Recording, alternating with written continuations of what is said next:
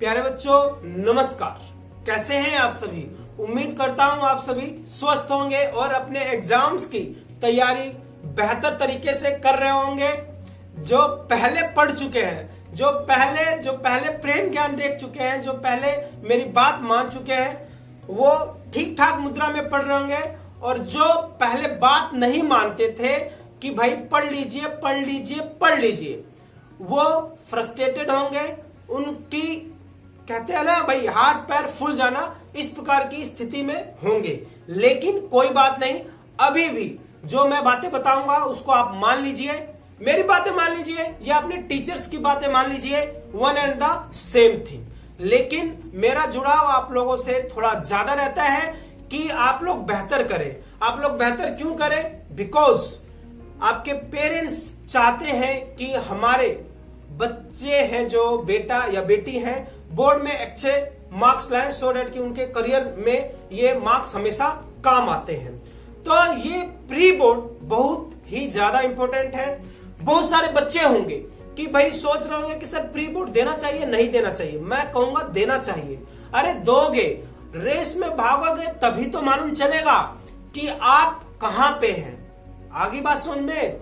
जब तक आप कंपटीशन में भाग नहीं लेंगे तब तक आपको नहीं मालूम चलेगा कि आपकी पोटेंशियल कितनी है। So you must take your pre board examinations. चलिए अब बात आती है कि जो pre board 2022-23 means you will appear for your final examinations in 2023, but pre boards तो अभी हो रहे हैं। किसी के 15 दिसंबर से स्टार्ट है और किसी के लास्ट दिसंबर में चलेंगे, किसी के जनवरी में स्टार्ट होंगे। मींस 2-3 बार प्री बोर्ड, 2-3 बार इस ऑपरेशन से गुजरना पड़ेगा फाइनल ऑपरेशन से पहले।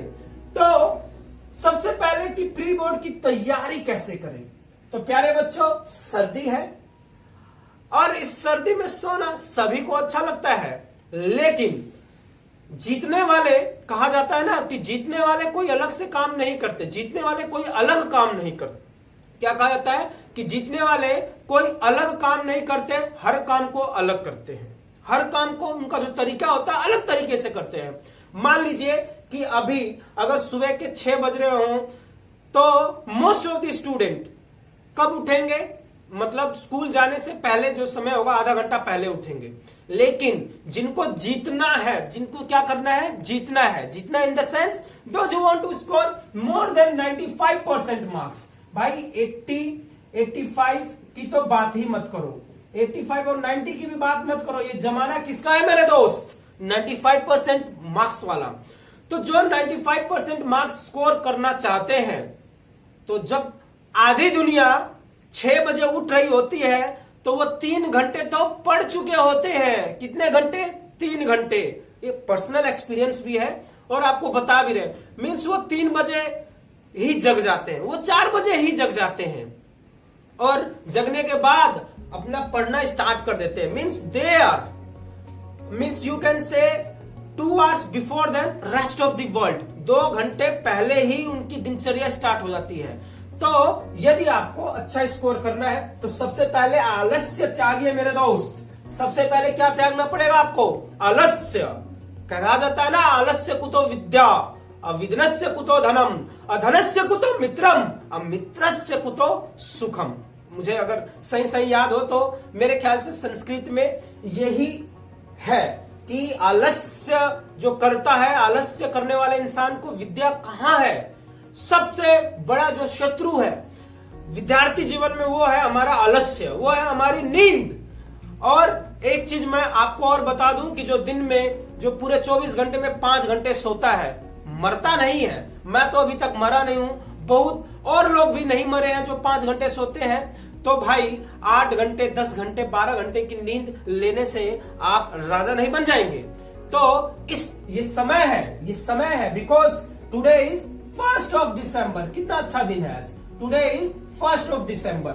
देन जनवरी आएगी, देन फरवरी आएगी, एंड देन आपको अपने अपने व्हीकल पे चढ़ के अपने अपने स्कूल बस में सवार होके उस सेंटर तक जाना है जहां पे आपकी असली परीक्षा होगी। समझ रहे हो ना मेरी बात? तो आलस्य त्याग दीजिए, सुबेरे जल्दी उठ जाइए।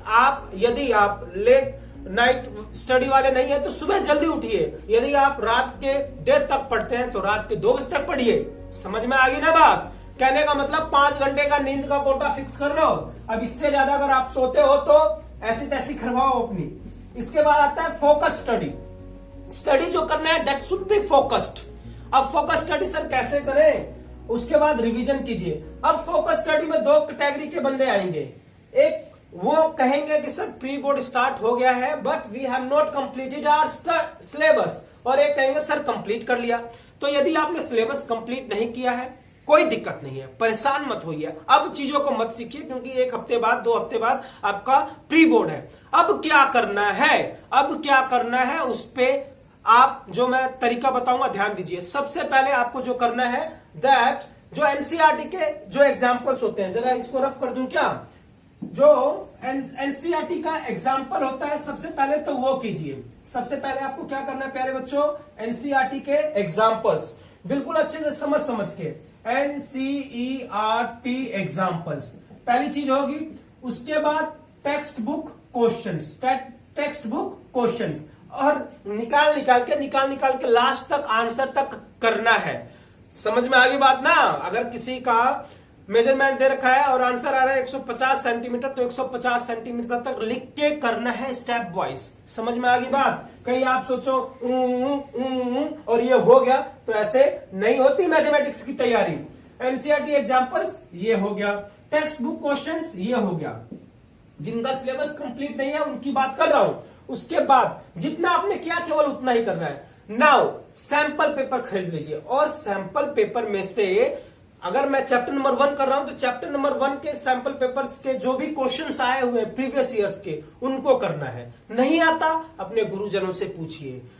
गुरुजन्स आर वेरी कोऑपरेटिव। आप पूछेंगे तभी तो बताएंगे। हमें कैसे मालूम कि भाई आपको क्या नहीं आता है? So you will have to ask, you will have to approach to your teachers.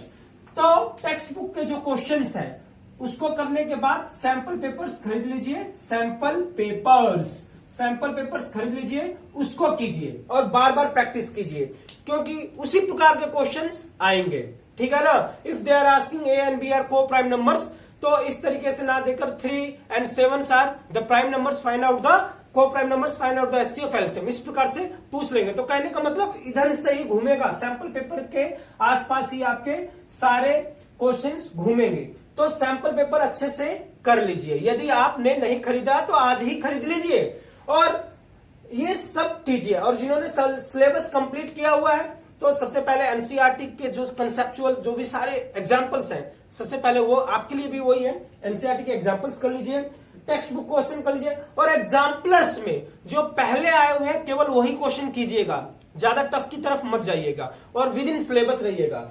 और जो कंप्लीट कर चुके हैं जो सैंपल पेपर है, सैंपल पेपर के जो भी क्वेश्चंस आए हुए हैं प्रीवियस ईयर में वो जरूर कीजिए। कई बार हमें लगता है कि यार ये तो 2010 में आया हुआ है, 2012 में आया हुआ है और ये सिलेबस में भी है, चल छोड़, मुझे नहीं आता, छोड़ देता हूं। ऐसी गलती नहीं करना है। जस्ट अप्रोच योर टीचर, अपने टीचर के पास पहुंचिए और बोलिए कि सर यहां तक तो मुझे समझ में आएगा, यहां नहीं आया, और सीधा ले जाके पटक दो, सर मुझे ये समझ में नहीं आ रहा, ये क्वेश्चन क्या है। अरे नहीं, पहले समझिए, पढ़िए, जहां से दिक्कत है वहां से स्टार्ट कीजिए। मीन्स आधी स्टोरी तक आप जाइए, आधी स्टोरी तक घुसिए, समझिए और उसके बाद आधी के बाद आप अपने टीचर से पूछिए, मतलब जहां तक समझ में आए उसके बाद आप अपने टीचर से पूछिए। इस तरीके से आपको तैयारी करनी है। तो इतनी बात आपको समझ में आ गई। तो मेरे कहने का मतलब है कि प्री बोर्ड की तैयारी आपको ऐसे करना है। प्री बोर्ड की तैयारी कैसे करना है? एनसीईआरटी एग्जाम्पल्स जितना भी आपने कर लिया है बस उसी को कीजिए, अच्छे से कीजिए। दूसरे नंबर पे क्या है? क्वेश्चंस, इन टेक्स्ट जो क्वेश्चंस होते हैं अच्छे अच्छे वाले, जो सारे जो क्वेश्चंस हैं वो कीजिए आंसर तक, और सैंपल पेपर जरूर करना है। सैंपल पेपर मैं कौन सा रिकमेंड करूंगा? एजुकार्ड का जो सैंपल पेपर होता है that is the best one.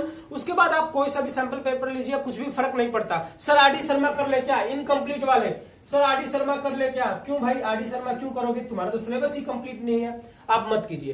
पहले आपने कभी किया हुआ है कुछ एक पेट जो क्वेश्चन है उनको देख लीजिए, रिवाइज कर लीजिए। आप आरडी शर्मा करोगे क्या? आपको भी रिकमेंड करूंगा अभी मत कीजिए। आरडी शर्मा करने की कोई जरूरत नहीं है, ज्यादा एक्स्ट्रा करने की कोई जरूरत नहीं है। जब आपने सिलेबस कंप्लीट कर लिया है, इससे पहले आपने आरडी शर्मा पढ़ लिया है, एक्स्ट्रा बुक्स पढ़ ली है, अच्छी बात है। NCERT, text book, sample paper, एक कर लिया, दूसरा खरीदो, दूसरा कर लिया, तीसरा खरीदो, तीसरा कर लिया, चौथा खरीदो। सारे सैंपल पेपर्स करो ना। और सीबीएसई ने जो क्वेश्चन बैंक भेजा हुआ था उससे बेस्ड क्वेश्चंस ज्यादा निकालिए। दिस इज द महामंत्र of getting more than 90% marks in your pre board. और एक बात हमेशा ध्यान रखिए कि प्री बोर्ड में अगर आप अच्छे मार्क्स स्कोर कर पाते हैं तो बोर्ड में ऑटोमेटिकली बहुत ही अच्छे मार्क्स स्कोर कर पाएंगे। तो आप लोगों से उम्मीद है मेरी बात समझ में आ गई होगी। अगर अब नहीं समझे तो कभी नहीं समझोगे और आपका कुछ भी नहीं हो सकता। तो बात माना कीजिए, मेरी ही नहीं, आप अपने गुरुजनों की बात मानिए। क्लास में जाते हैं, स्कूल में जाते हैं, what they are telling you, what they are teaching you, whatever the homework they are assigning you, you just have to complete that homework. आगे बात समझ में। टिल देन टेक केयर, खुश रहिए, नमस्कार।